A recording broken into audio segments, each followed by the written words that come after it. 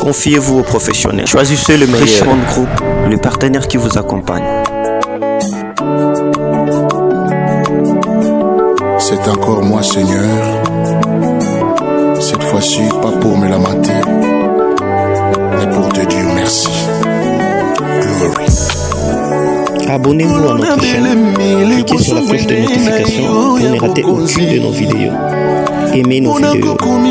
Merci.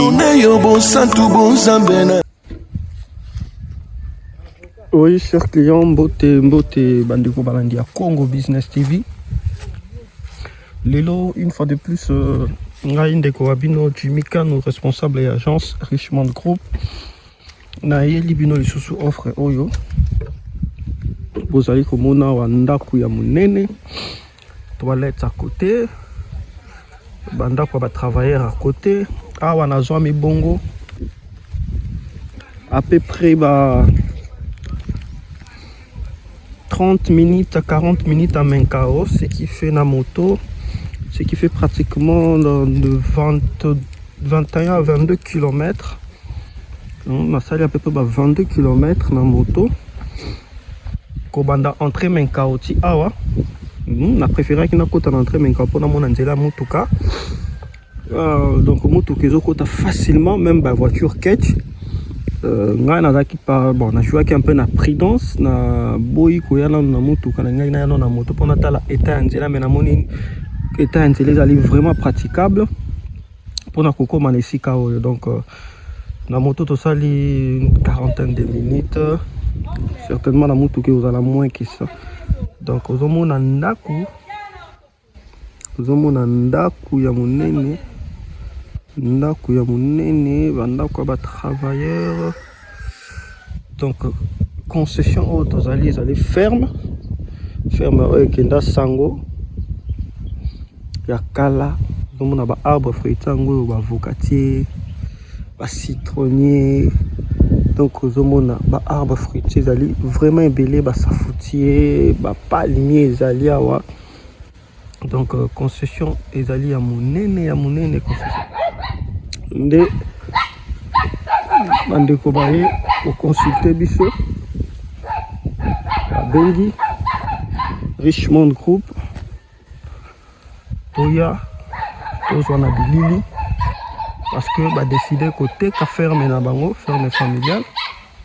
Ozomona ferme moko déjà na ba ndaku déjà monene ya ba chambre belé, salon, toilette ya libanda, bandako ba travailleurs un peu partout là, bandako ba travailleurs ezali koto.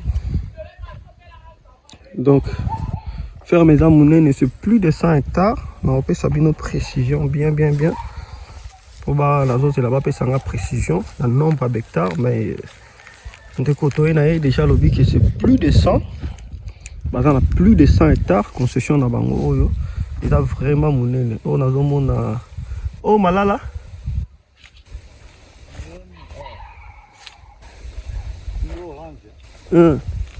Mais bati kango teli boye. Aïe. Et là, on mukolo nango déjà kufi. Bati kana bazango na considération. Donc voilà. On a zomona oranger hein. Pas malala yango yo. Et boti déjà coûté teli mais bazana ba intéressé ya ko bukango te.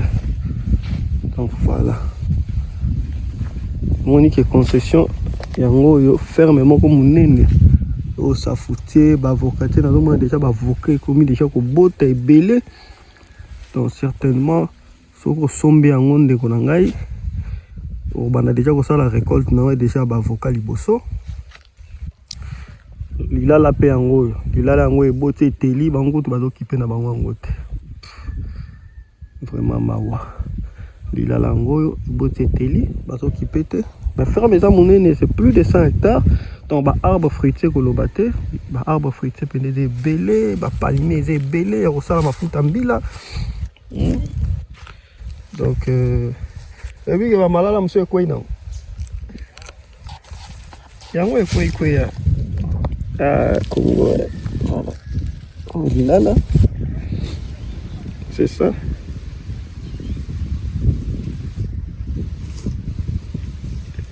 Là les teliti et les mbies quoi. Moussu songo. Aïe, moussu songo. Vraiment.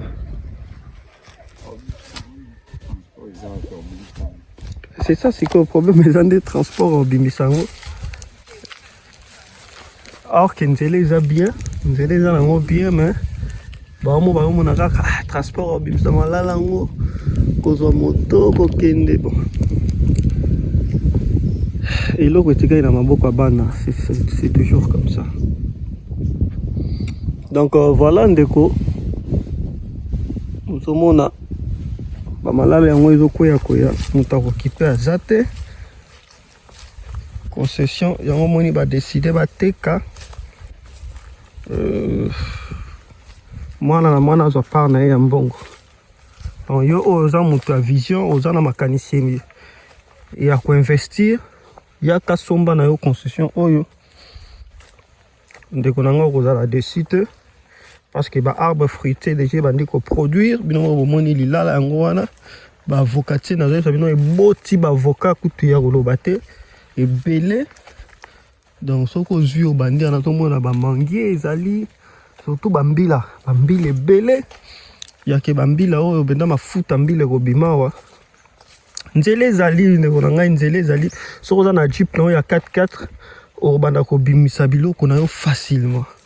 Moni likambo ferme ezalaka d'abord vision. Muta za na vision na objectif. Ce qui muta za na vision te na objectif akoka ko exploiter ferme te. C'est ça. Donc tout moni ferme o ekomi boye. C'est parce que le responsable o asomba quand za na vision na objectif azali sous te nzambe déjà bengi azongi. Alors ba héritier souvent ceux qui moko na bango azaki na vision te suka nango suka ya koteka parce que ba okoka te sans vision sans objectif okoka gérer ferme boité o bando mona ngo distraction. Donc ferme yango yo etande za munene eza na mai na kati tozokende kota mai bomona pe mai. Donc c'est plus de 100 hectares. Concession on a mikanda na nyonso déjà cadastré. Ils en a mikanda na nyonso ferme za munene na bandaku bino bomoni bandaku wana ndenge na lakisi bino. Donc tant ozo somba ngo ezate ke o banda ko tonga lisusu te. Ozo somba ozo kuta ba gardien na kati bo sololi na ba gardien soko ko tika bango ko continuer na bango so ipe ko ya na batu na yo ye na batu na yo mais ndaku na yo moko ya munene ya bien ezali oyo moko banda kofanda okobongisa ngo aménager ngo na ndenge yo lingi ezala oye obandi kofanda 20 km c'est rien 20 km c'est rien pour na investir na ferme na yo oyo déjà ozo kuta babiloko eza na 20 km c'est rien bande ko na ngai c'est quelques minutes na mutuka bino mo ba na poto boyebi ko parcourir 20 km pour na bino kuneze le côté bisonde ba kinois tozala na moi kolemba ndo moni ba kinois nde bazoluka ba teka ferme oyo. Pourquoi? Parce que kinois lingi kozala trop proche ya cité kinois lingi biloko musika te ye pona ye ko parcourir tina ferme eza musika lelo baso décider ba teka. Mais yo oza na vision oza na objectif ya ka somba na yo exploiter lobi ba on regretter tant ba mona ndenge yo ko exploiter yango ndenge ko komisa yango ndenge ko pesa yango lisusu valeur certainement ba regretter mais eza bongo mokili salema bongo moto azomona musika te aza limité asuka kaka peso ya azomona mais o azomona au-delà ya kuna yende mutakendaka musika. Donc c'est toujours ça, ce sont des principes de la vie. Oh nzela mutuka nzela toyeli na sino ke o kutu nzela ki ba ferme mususu leka. Donc il y a encore de ferme dans des trentaines de kilomètres, quarantaines de kilomètres ba ferme mususu ebele o pe ki ferme mususu.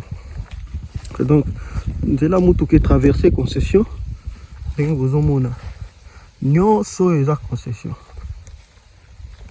Natamboli na drone te parce que drone ezwaki choc,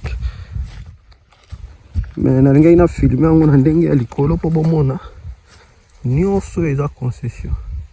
Bambila oyo nyonso bozomona oyo eza na kati ya concession. Ti kuna 5 hectares c'est beaucoup, eza molai ti kuna ekei. Awa tozokende tomona mai esika mai ezali, tolakisa bino mai. Donc nzela ya mutuka ngo omoni ke jeep ekokoma à l'aise na moment oyo toza saison elanga oyo, même catch na ngai ya moke ekokoma, mais na ye nango te parce que nazalaki un peu prudent, nalingaki namona nanu condition ya nzela avant na banda koya na mutuka. Donc namoni déjà que condition ya nzela eza kitoko. Donc jeep na yo oza na pick-up na yo ba Hilux oza nango oye okomi na ferme obuki biloko na ndenge na moni ba malala ba tiki yango bongo etelengani, obuki ba malala na yo tiango na pick-up na yo na sima, otie ba pondu na yo, otie ba avocatier na ba sac au charger. 30 minutes 40 minutes oza na menkao. Okomi na menkao wana so ipo koteka ngo na marché menkao tekeli wana. So ipo lobite na keteka ngo na centre ville na bimi nango. Oza peut-être na supermarché moko boy oyo sponsorisera bo signer contrat na bango ke na banda ko fournir bino ba produits agricoles na ngai. Okomi ti na supermarché au bout d'une heure 2 heures okomi na supermarché au produire au servir bango, livrer bango. Ozongi na yo pe lisusu ti na ferme. Donc, dans une journée, il y a aussi récolte, au livrer bas client nayo. Après livraison, au zongi sur la ferme, au lali nayo, continue pe misala musus. Donc, et ça musikate, so za na mutuka nayo za musikate, so za même na ba moto nayo za musikate. Et ça kali kambu ya vision na objectif. So za na vision na objectif, et si ko eza idéal, et si ko eza vraiment kitoko pona yo, muto lingi ko investir na agriculture, lingi ko investir na ba ferme parce que roboko la même banyama po ma ezali. Roboko la bangulu na yo bantaba ba soso na yo awa ba kozala à l'aise. Espace yango yo ferme yango ezotekama awa tozali bongo na Maluku. Donc à peu près 21 à 22 km à partir à Menkao, na marché Menkao, na ndenge ya Maluku centre au côté la paix à partir de Maluku nzela fleuve à partir de zone 1 ozui ba moto pe côté wana ba epsinga ke basala nzela mutuka bona na moni ona ntena oluka na bima pe nzela wana pona tala pe nzela mutuko balobi basala soki na moni yango nde na ko confirmer pe ke nzela mutuka pe na zone 1 ezali oyo komema bino ti awa na ferme Wolof, ferme oyo ezwami awa na village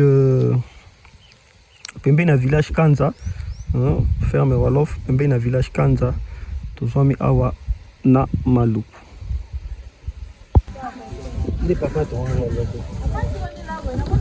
Donc toujours dans Zambo Union c'est dans la carte à concession. Ma ici la carte à concession. Bon ma attends quoi là. Donc ils ont un peu marécagé, nous avons un marécage au Union Soyo et ça les zamba moneno yo. Ils ont marécage, mais ils ont assez à banzito, mais à poto wana marécage. Donc mais ils ont bota assez de sorte que ba canaliser même en ba sala puits d'eau. Oui, permettre à bandeko baza koto ba puiser mai potable quand même ya komela parce que nappe phréatique eza musika te koto yo. Ya romoni créa nappe phréatique wana et créa marécage kotoyo et puis et permettant bango ba creuser oui moni mai ngwana bazotsa donc mai ka okaraté tout en plein saison sèche mais mai ezobima ils permettre les gens qui sont aux alentours ya ferme ba se servir ba za rappel na mai ya komela donc mais puis oyo za na kati ya concession donc puis oyo zo ko appartenir na kati ya concession. Et si on nyonso eza na kati ya ferme soko sombi ozozwana marécage au kati yango osali beta na yo bambisi awa soko kati banzeto nyonso babongiseli yo mabulu mai osali beta na yo très facilement parce que marécage eza munene vraiment eza munene donc vous avez ndenge poti banzete ya minene bo vert parce que mai pendeza en permanence na mabele o na marécage. Donc moi to ko makuna ezate parce que za nzamba makasi de peur que okutana na nyoka.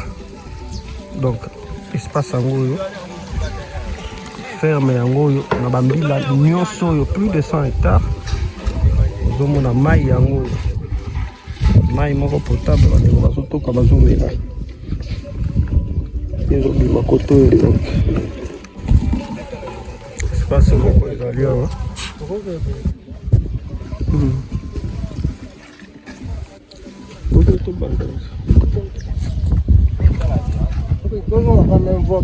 Tobaluka boye tobakanatala.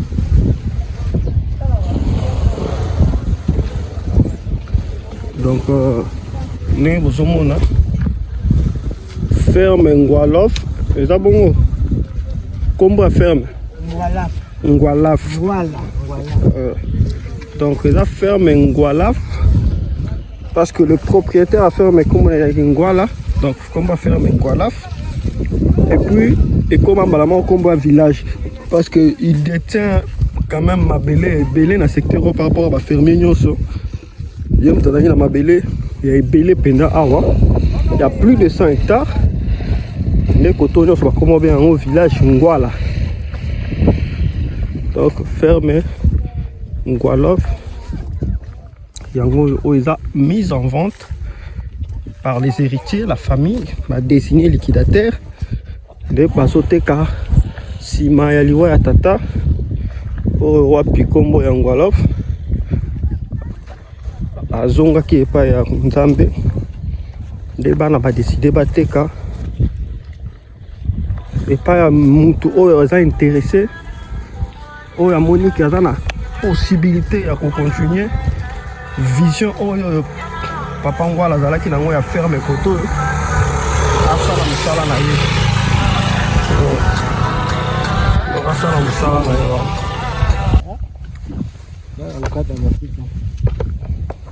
Donc tout ça quand on a concession, hein, toujours tambola, toujours parcourir concession. C'est bien que c'est plus de 100 hectares. Donc tout ça na moi na ya famille, il aime tout aïe comme ma biso ne sikaoyo. Pour total hein. Tous la bino image pendant que vous êtes intéressé au bolingi bosomba rabino parce que moni ba arbre fruitier belé ba manguier ba vocatier nazo mona ba safoutier ba oranger na filma ki ngo mona ngi malala ezo kwea muta kubuka zate. Donc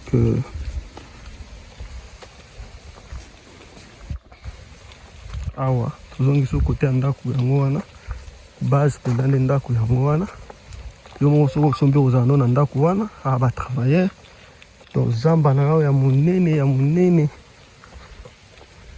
obandi ko exploiter mai bino mo bomoni mai yango wana na zula ki bino en image mai ya bien ya komela pe.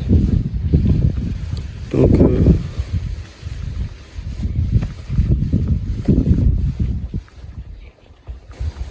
ozomona toza toujours bamakemba mpe yango oyo bitabe baloniloni kokoti mbila. Donc banzete pende eza minene mpo elakisaki eza ferme ya kala. Alors comme papa akufi bana badeside bateka parce que bakontinue lisusu te. Papa nde mutu ezalaki vision na ye mais lelo lokola aza lisusu te bana badeside bateka. Donc voilà espace yango oyo nyonso oyo bozomona oye na tracteur na yo bobandi projet na bino agricole à l'aise ba travailleurs baza main d'œuvre eza sur place. Zomona ndenge tozotambola nzela ya mutuka toza na nzela ya mutuka. Donc nzela oyo ekei tout droit ti fleuve ti Maluku 19 bamboka kati kuna ti fleuve. Donc déjà na leka nzela oyo trop na ba reportage na wana kena kozwa na ba ferme musika na yebi pe nzela oyo très bien na lekango déjà. Donc on a bima pe déjà ti fleuve.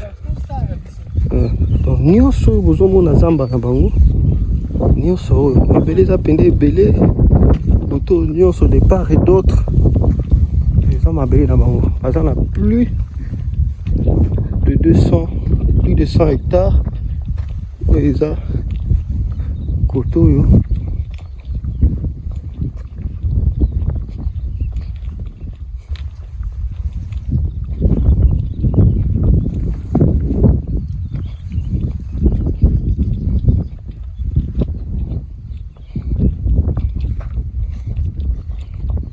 donc zamba yango oyo ndenge bozomona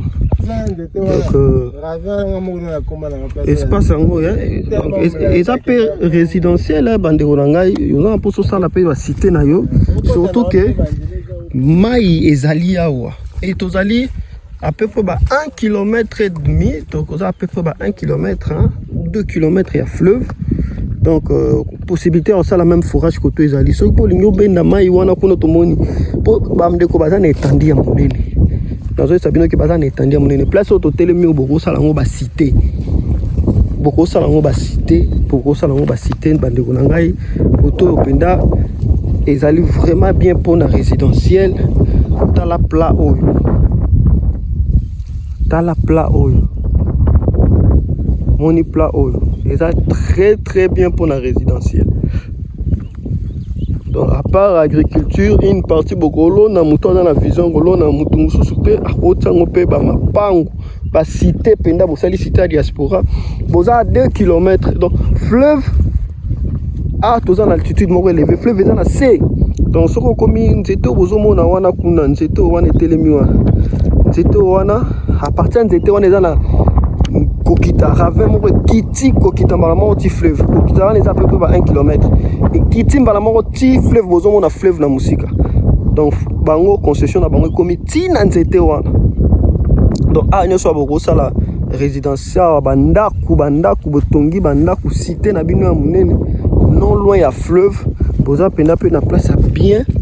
Tout comme mutupa linga ça la ferme, on continue ferme le ko la papa.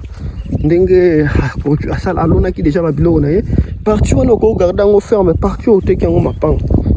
Donc espace yango na primo européen bien bazoteka ferme na bango oyo.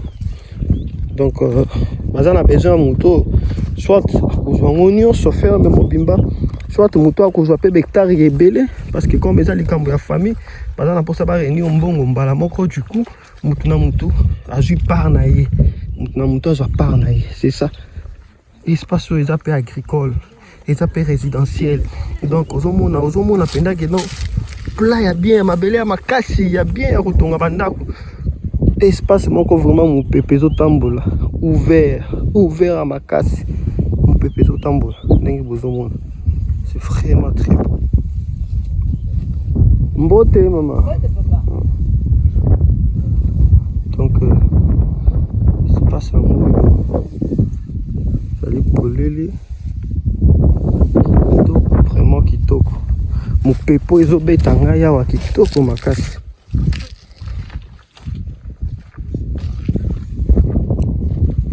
Richmond Group etamboli pona bino. Ebi ke to tambola pona bino.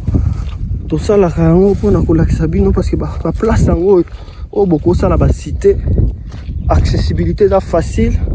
Vous avez nzela oya mutu ke traverser concession de part et d'autre tous les deux côtés dans la carte de concession nzela yango et traverser concession mitu kezo koma jipe kokoma ceux qui bobongisi yango très bien boza à l'aise bande kuna ngai place yango ya kotonga ba cité yango oyo mai ezali bino bomoni mai na image mai yango wana ezali ya bien boza pe à 2 km à fleuve boko ça la pe sous forage li sous carabino mais mai déjà ezali place yango ya plat au sombi à la longue bando te kamapango nyoso eko komaka cité place ozomona lelo kanga date lelo ngai na ye awa lelo toza le 3 août 2022 naza awa nazo filmer ngo lelo banzete mais une année après 2 ans après 3 ans après ngana otoromona esu banzete ote toromona nde ba mira bandako toromona nde ba balabala batuko bima kozonga kokota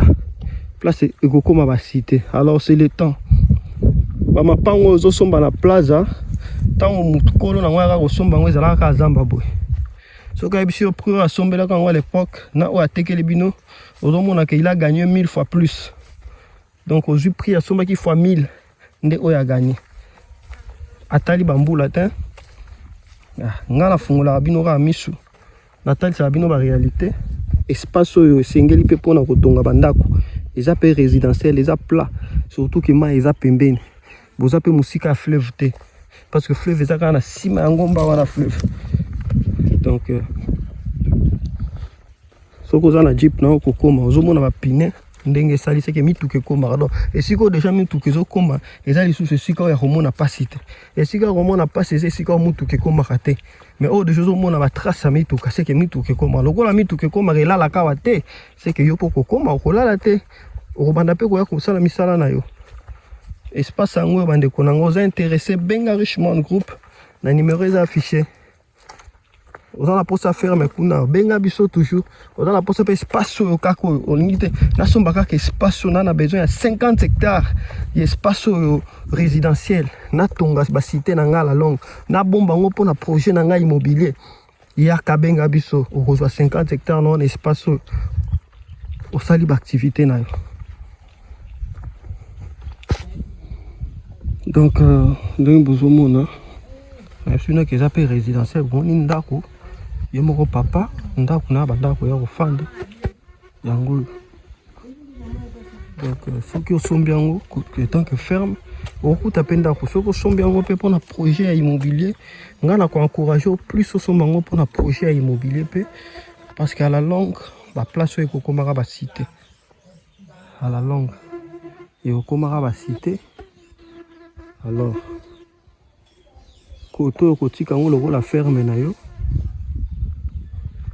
etika lokola ferme na yo mais comme il y a plus de 5 hectares de l'autre côté okobanda komorcela yango mapangu malembe mboka ezopusana malembe ndenge baplaza lelo etonda bakinkole lelo etonda esika oyo mpe un jour ekotondaka okobénéficie na yango mpe ndenge lelo bato ya plaza kinkole babénéficia bateka bamapangu esika oyo basombaka baferme na baprix ase mais lelo bateka yango mapangu babénéficia koleka kutu ntango ezalaki ferme donc espace yango bozomona ndako ya monene yango déjà en construction donc ndako eza vraiment kitoko espace ya kitoko batoilette yango wana ya libanda basala donc bozomona mpenza ke papa azalaki na vision na ye ntango ayaki koto azalaki à l'aise batia bapanneau solaire na ye azalaki mpenza kimia na batravailleur na ye espace yango ndeko na ngai kobukana te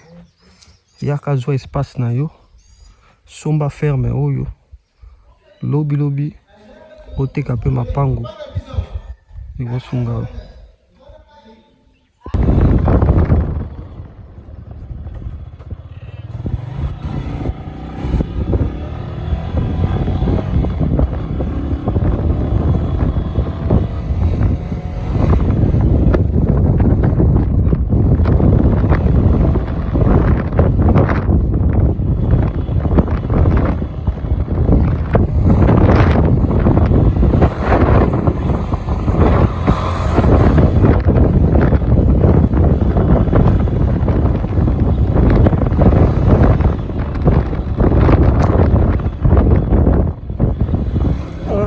IDPS, au siège à IDPS.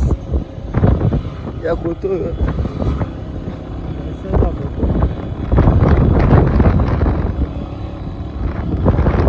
Nzela peneza bien, basali nzela bien donc. Mutuka très facile.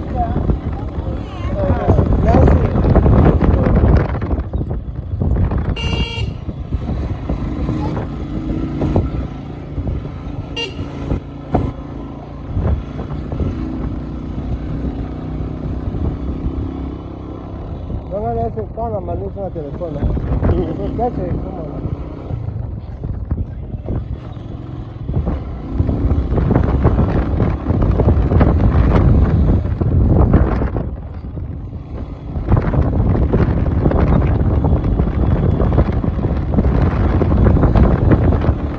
c'est là au pénal, il y a bien la moto, la police en moto.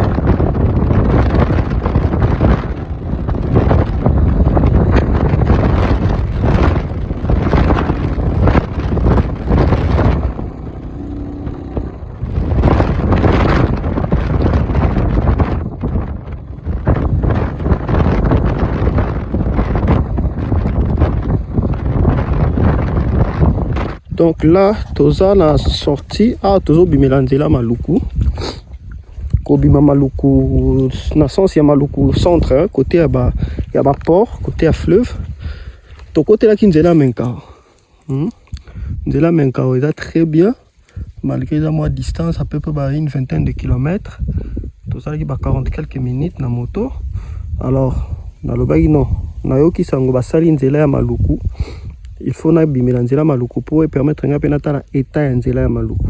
Nzela ya Maluku c'est praticable na ba jeep parce que ça na ba montagne moni bangomba oyo faut komata bangomba biso bato ba catch au moins nzela Menkao. Mais nzela Maluku plus ba jeep ou komata facilement. Alors tozo lancer appel na gouvernement na biso so ba koyi ko asphalter biso nzela oyo parce que c'est une route ndenge na étudier ngo et ko aider bato belé et ko permettre pe bato belé ba ya koto yo ko somba ba mapango.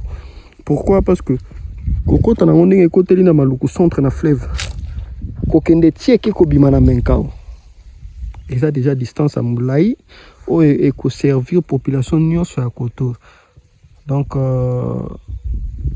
toujours senga na président na biso son excellence Félix Antoine Tshisekedi Tshilombo Fachi Béton so ko kanisela biso pona nzela oyoyo et outi banda Menkao et bimiti Maluku direction à fleuve et ça nzela moko ko servir na population à koto to l'équipe ba village to kota na vidéo na filmer moi quelques villages ba village ebele za ba quartier belo e bomba makoto yo be tandi nyoso bozo mono lobi bato bakoya osomba mapango bafandi pe koto soki bo asphaltele bango nzela oyo ekomi pena na makadam bakaniveau ekobenda population oyo bakangami na balemba na bangaba bakangami na bamapango mike ya kaka bayeba pe koya kozwa esika na bango bakoma pe indépendant balongwa pe na kilocataire parce que betandi yango habitable eze ebele bozomona betandi habitable yango ebele alors ebele nyonso betandi eze ebele betandi oyo ndenge bozomona. Donc population ko ya kofanda wa basengi kaka nzela condition nzela za bien te bobongisela bango condition nzela basali nzela oui ba jipe kokota ba moto ezokota ndenge bomoni population euti kuna na kati bazobima siko na wenze ya Maluku kuna na fleuve po basa provisionner afin que bazonga na ba ferme ba obaza na ba ferme ba pe bafanda kuna bafanda omoni déjà quelques personnes babandi da ko somba omoni bangar et ça ba mise en valeur au bandeko ba sombi ba mabele na bango déjà nassé. Alors une grande partie de la population peut ba ko ya ofanda pe koto seulement nzela bo arranger les bango nzela son excellence monsieur le président Fachi Béton kanise la population à koto yo nzela o ko servir bango donc obanda awa na Maluku centre ko bima nango tina Menkao na marché Menkao et ça déjà une trentaine de kilomètres o ko servir population munene koto et que ça la paix que ba cité belé ko se créer koto bata diaspora pe ba ozwa makasa ko ya ko somba ko sala ba cité ko soutenir pe développement ya mboka nzela yango yo bo tracer biso nzela déjà tout moni c'est bon mais to sengi ba asphalter yango parce que ça zélo ba asphalter yango ba tonga ba caniveau pour et permettre population pays parce que courant za musika te courant za na fleuve na Maluku centre courant ko banda ko landa malembe mais nzela soki za malamu et ko permettre déjà mboka pays développer rapide et on a posé la population koto to senge pa na mokonzi mboka Fachi Béton o kanise la population koto na eta ya nzela oyo bas fatele bango e kozala malamu e bandana libongo ya Maluku e kende ti na wenze ya Menkao ndenge ezali e kozala vraiment malamu mingi population pe koya koto yo bato bakofanda pe koto. Merci beaucoup. Voilà tobimi Maluku na esa bino awa toza déjà na prince à Maluku tozo bima sikoyo to rejoindre Nzele tozu tokoti boulevard route nationale et puis tozongi bandako. Donc na nzela ya Maluku on a fait moins de minutes tosali à peu près pas 1 heure parce que totelemaki mpo ngomba wana kokita ngo na moto ezalaki moiselle.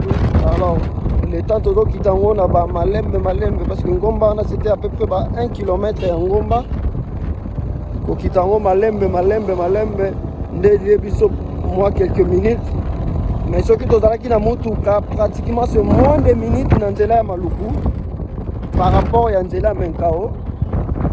Donc c'est moins de minutes. Et voilà. Alors déjà, nous entamé, nous avons un macadam, nous avons kende. Donc voilà, nous avons pas sur la bakonjambo kabata la biso likambanzela wana. Soki basphalte en opena boye communion so boye. En tout cas, je vous dis que et aux à la question il y a 5 à 10 minutes au commis en concession presque outil. 15 minutes au commis Menkao. Au long Menkao et Maluku centre sans passer par Daipen, sans passer par Nsele. C'est possible. Là où on a la monnaie dans la Kisibino, ceux qui va asphalter, l'État asphalter, et boy. Et ça possible. Et là on a Banda coupé, il y a un quartier peut fouama, ma cité peut fouama. Merci Kawan. Richement groupe, merci. Na ba onyo so bolandi biso. To yaki pona bino, to saleli bino musala. On va s'intéresser. Faut qu'ils n'ont touché bino par rapport à un projet na bino bobenga biso. Boya kosomba mabele na bino enfin que bo investir. Alors dans la zone économique, oyo clôture il y a zone économique na Maluku.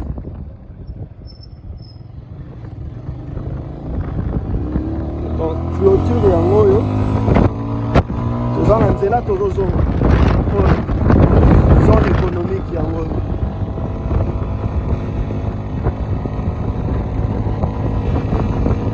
Awa tozozo